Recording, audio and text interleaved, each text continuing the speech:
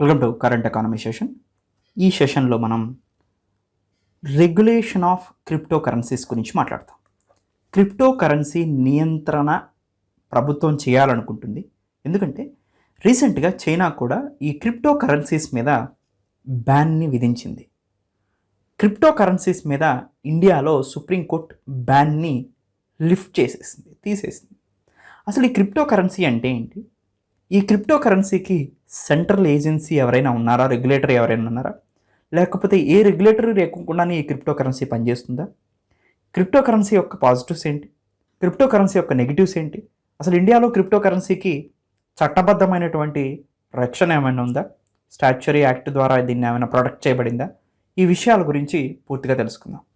ఎకానమీలో రీసెంట్గా బజ్వార్డ్గా మారింది ఈ బిట్ కాయిన్ అనేది, లిబ్రా అనే ఫేస్బుక్ క్రిప్టో కరెన్సీస్ కానీ వీటన్నిటిని కూడా డిజిటల్ కరెన్సీస్ అంటారు. ఈ డిజిటల్ కరెన్సీస్లో కూడా క్రిప్టో కరెన్సీ అనేది అన్రెగ్యులేటెడ్ కరెన్సీగా చెప్పుకోవచ్చు అనమాట. ఈవెన్ డిజిటల్ కరెన్సీ కూడా రెగ్యులేషన్లో ఉంటుందేమో, కానీ ఒక్కొక్క కంట్రీలో one of the digital currency అయిన క్రిప్టో కరెన్సీస్ మాత్రం, ఎగ్జాంపుల్ బిట్ కాయిన్ మాత్రం ఎటువంటి రెగ్యులేటరీ లేకుండా నడుస్తూ ఉంటుంది. సో వీటి వల్ల పాజిటివ్స్ ఏంటి, నెగిటివ్స్ ఏంటి, అసలు ఈ బిట్ కాయిన్ అంటే ఏంటి, one of the example bit coin అయితే అసలు క్రిప్టో కరెన్సీ ఏంటో ఈ మాడ్యూల్లో కంప్లీట్గా తెలుసుకుందాం. అసలు ఎందుకు న్యూస్లో ఉందంటే, రీసెంట్గా prime minister of India Narendra Modi గారు ఒక మీటింగ్లో దీని గురించి మెన్షన్ చేశారు. అంటే క్రిప్టో కరెన్సీ సెక్టార్ మొత్తాన్ని ఎలా రెగ్యులేట్ చేయాలి అనే దాని మీద. ఇంతవరకు ఇండియాలో ఎటువంటి యాక్ట్ కూడా క్రిప్టో కరెన్సీస్ని రెగ్యులేట్ చేయడానికి లేదు. ఏ చట్టం కూడా క్రిప్టో కరెన్సీస్ని రెగ్యులేట్ చేయడానికి లేదనమాట. సో అన్రెగ్యులేటెడ్ ఈ క్రిప్టో మార్కెట్ని కంట్రోల్ చేయటం ఎలా అనేది గవర్నమెంట్ ముందు ఉన్నటువంటి టాస్క్గా కనిపిస్తూ ఉంది. సో అయితే ఇల్లీగల్ కూడా కాదు ఇది. అంటే క్రిప్టో కరెన్సీస్లో ట్రాన్సాక్షన్స్ అనేది ఇల్లీగల్ కాదు ఇండియాలో, కానీ క్రిప్టో కరెన్సీస్ని మేనేజ్ చేయడానికి ఒక సపరేట్ చట్టం అయితే లేదు. క్రిప్టో కరెన్సీస్లో మనీస్ని తీసుకోవటం కానీ, లేదా ఆ క్రిప్టో కరెన్సీ మార్కెట్లో మనీని ఇన్వెస్ట్ చేయటం కానీ ఇల్లీగల్ అయితే కాదు, లీగలే. రీసెంట్గా సుప్రీంకోర్టు కూడా క్రిప్టో కరెన్సీస్ మీద కొన్ని రెగ్యులేషన్స్ని, బ్యాన్ని గవర్నమెంట్ తీసుకొస్తే ఆ బ్యాన్ని కూడా అప్లిఫ్ట్ చేసింది, బ్యాన్ని తీసేసింది. సో రిజర్వ్ బ్యాంక్ ఆఫ్ ఇండియాకి కొన్ని గైడ్లైన్స్ కూడా సుప్రీంకోర్టు ఇవ్వడం జరిగిందనమాట.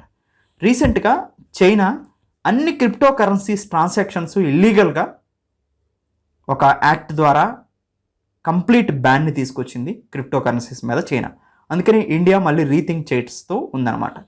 ఎల్ సాల్వడార్ లాంటి కంట్రీస్ కంప్లీట్గా బిట్ కాయిన్ని లీగల్ టెండర్ ఇచ్చింది ఆ కంట్రీస్లో.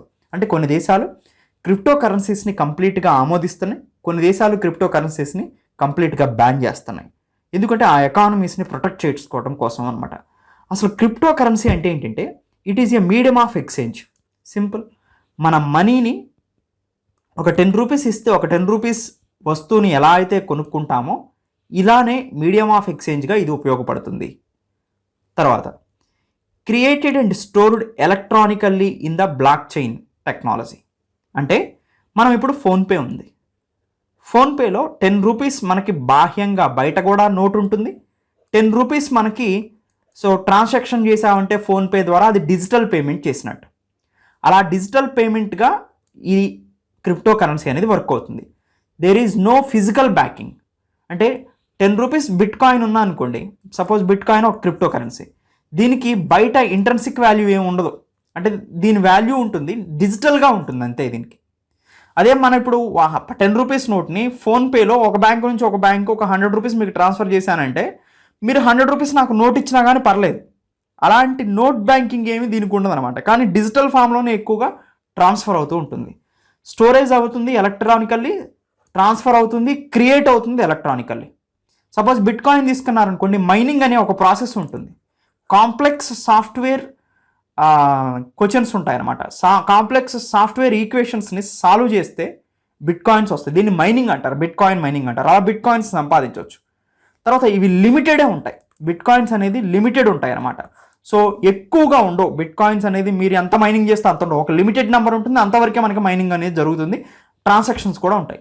బ్లాక్ చైన్ టెక్నాలజీ అనేది ఒక అడ్వాన్స్డ్ టెక్నాలజీ అనమాట. ఈ బ్లాక్ చైన్ టెక్నాలజీ ద్వారా ఎటువంటి ఎర్రర్స్ లేకోకుండా ట్రాన్స్ఫర్ చేయొచ్చు ఒకరి నుంచి ఒకరికి. సో క్రిప్టో అంటే ఏంటంటే ఫుల్లీ ప్రొటెక్ట్ చేయబడి ఉంటుంది అనమాట.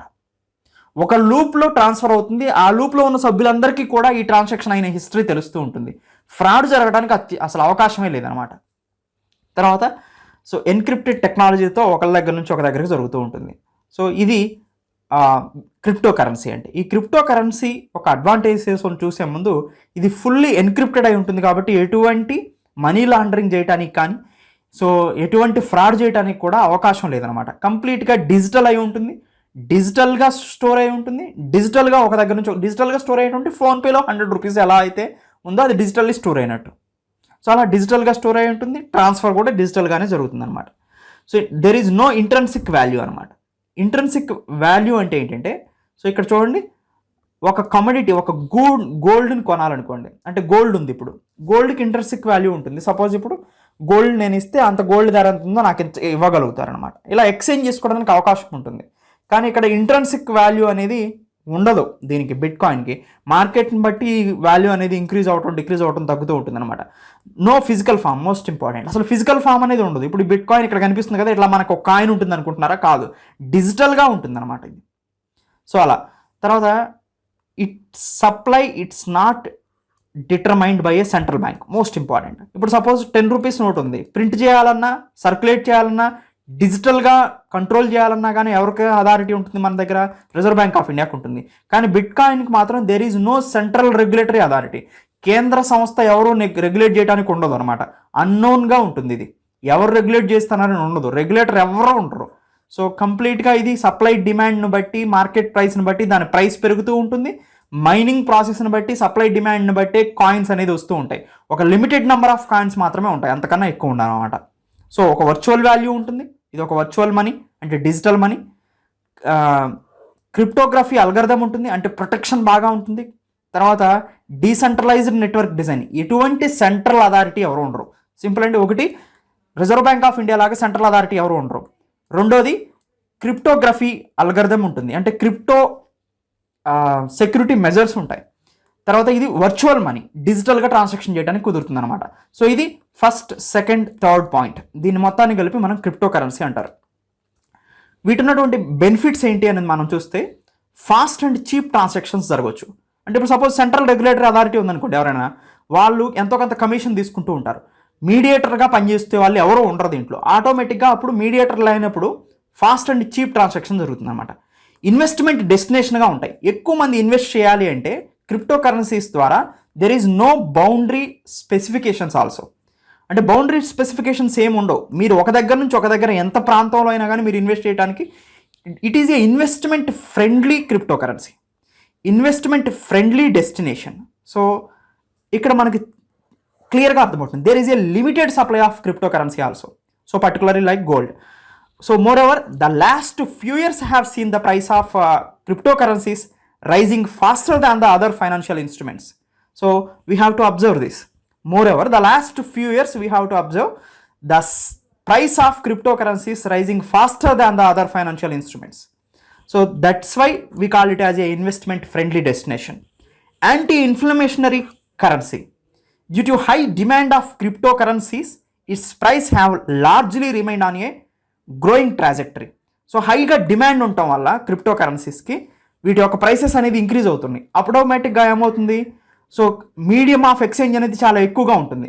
సో ఇక్కడ సింపుల్గా చెప్పాలంటే నార్మల్ కరెన్సీని మీరు తీసుకుంటే reserve bank of India manage చేసేటప్పుడు నార్మల్ కరెన్సీస్ని సిస్టంలో కనుక ఎక్కువ కరెన్సీస్ కనుక సప్లైని పెంచితే ఆటోమేటిక్గా ఏమవుతుంది, సప్లై పెంచితే more number of money people దగ్గర ఉంటుంది, ఆటోమేటిక్గా సర్క్యులేషన్లో మనీ ఎక్కువ ఉంటుంది, ఇన్ఫ్లేషన్ పెరగడానికి అవకాశం ఉంటుంది, demand for goods and services పెరిగి. సో అలా కాకుండా ఇది సప్లై తక్కువగా ఉంటుంది కాబట్టి కరెన్సీ సప్లై అనేది తక్కువగా ఉంటుంది, లిమిటెడ్ సప్లై ఉంటుంది కాబట్టి ఇన్ఫ్లేషన్ పెరగడానికి, వస్తువు ధరలు పెరగడానికి అవకాశం తక్కువగా ఉంటుంది అనమాట. సో అదొక పాజిటివ్ పాయింట్గా మనం చెప్పుకోవచ్చు. ద్రవ్యోల్బణానికి వ్యతిరేకంగా ఈ కరెన్సీ అనేది పనిచేస్తుంది.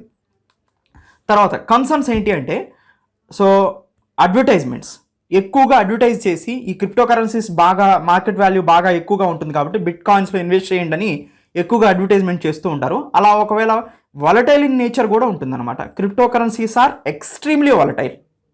సో ఎక్స్ట్రీమ్లీ వాలటైల్ అంటే వీటి ప్రైసెస్ అనేది డిమాండ్ని బట్టి ఒక్కోసారి ఒక బిట్ కాయిన్ ప్రైస్ $65,000 ఉంటాయి US డాలర్లు, ఒక్కోసారి $30,000 పడిపోతూ ఉంటుంది. అప్పుడు ఇన్వెస్ట్ చేసిన వాళ్ళు ప్రాబ్లమ్స్ని ఫేస్ చేస్తూ ఉంటారనమాట. సో అలా వాలటైల్ ఇన్ నేచర్ ఎక్కువగా ఉంటుంది. ఎప్పుడు పడిపోతుందో ఎప్పుడు లేస్తుందో తెలియదు షేర్ మార్కెట్ లాగా.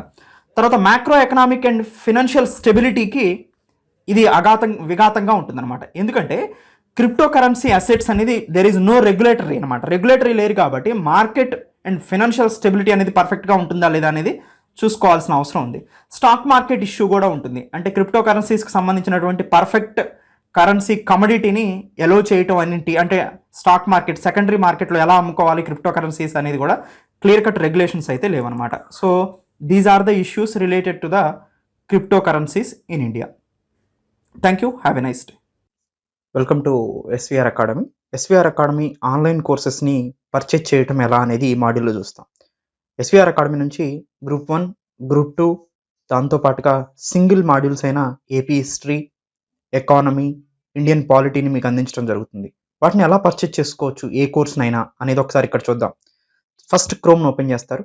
ఓపెన్ చేసిన తర్వాత www.svracademy.in వెళ్తారు.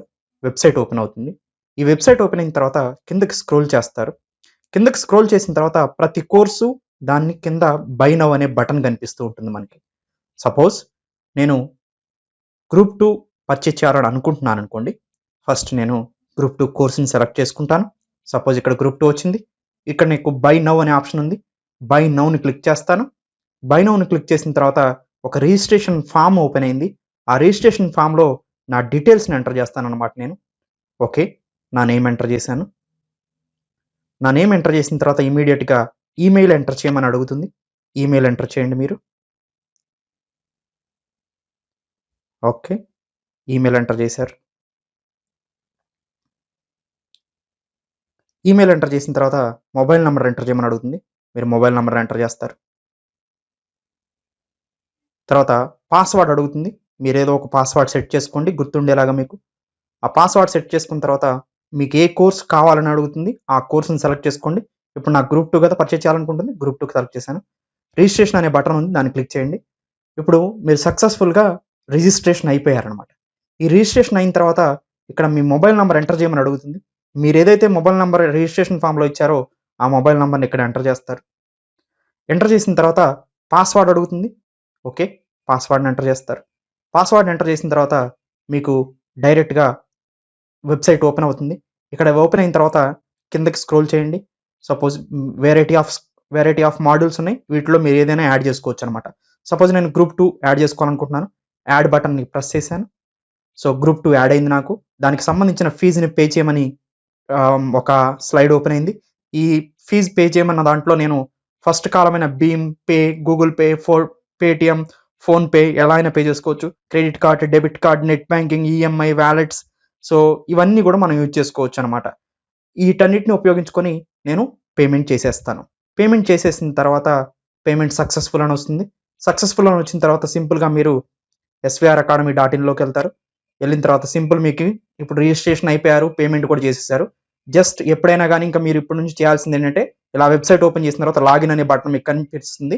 ఆ లాగిన్ అనే బటన్ని క్లిక్ చేస్తారు. సింపుల్గా మీకు ఇక్కడ మొబైల్ నెంబర్ మీరు ఏదైతే రిజిస్ట్రేషన్ అయ్యారో, సో దేని ద్వారా పేమెంట్ చేశారో ఆ మొబైల్ నెంబర్ని ఎంటర్ చేస్తారు ఇక్కడ. ఓకే, ఆ మొబైల్ నెంబర్ ఎంటర్ చేశారు. ఎంటర్ చేసిన తర్వాత పాస్వర్డ్ అడుగుతుంది. పాస్వర్డ్ని ఎంటర్ చేస్తారు. ఓకే, పాస్వర్డ్ ఎంటర్ చేసిన తర్వాత సింపుల్గా మీకు కోర్స్ ఓపెన్ అయిపోయింది. మీరు ఏదైతే కోర్సుని పర్చేజ్ చేశారో ఆ కోర్స్ కోసం లెఫ్ట్ సైడ్లో 3 డాట్స్ ఉన్నాయి. ఆ 3 డాట్ని కొడితే ఇక్కడ dash board, profile, video, study material, test series అని కనిపిస్తుంది. వీడియో మీద క్లిక్ చేయండి. మీరు యాడ్ చేసుకున్న గ్రూప్ 2 పర్చేజ్ చేసింది ఇక్కడ కనిపిస్తుంది. ఏబిపిఎస్సి గ్రూప్ 2 మీద క్లిక్ చేయండి. మీకు సంబంధించిన వీడియోస్ మొత్తం ఓపెన్ అవుతాయి కంటిన్యూగా. ఫస్ట్ నుంచి లాస్ట్ వరకు చూస్తూ వెళ్ళిపోవటమే మీరు ఇంకా. సో ఏదైనా డౌట్స్ వస్తే దీంట్లో సింపుల్గా అడ్మినిస్ట్రేషన్ నంబర్ 7801086536 కాల్ చేసి క్లారిఫికేషన్ చేసుకోవచ్చు. జస్ట్ సైన్ అవుట్ అయిపోతారు అంతే. సో మళ్ళీ కావాలనుకుంటే సింపుల్గా సైన్ ఇన్ అవుతారు, సైన్ అవుట్ అవుతారు. ఇదే ప్రాసెస్ ప్రకారం మీరు ఆన్లైన్ కోర్సెస్ని పర్చేజ్ చేసుకోవచ్చు. ఈ పరిణామ క్రమంలో మీకు ఏ డౌట్ వచ్చినా కానీ ఎస్విఆర్ అకాడమీ అడ్మినిస్ట్రేషన్ నంబర్ 7801086536 నంబర్కి కాల్ చేసి మీరు డౌట్స్ని క్లారిఫై చేసుకోవచ్చు. Thank you. Welcome to SVR academy.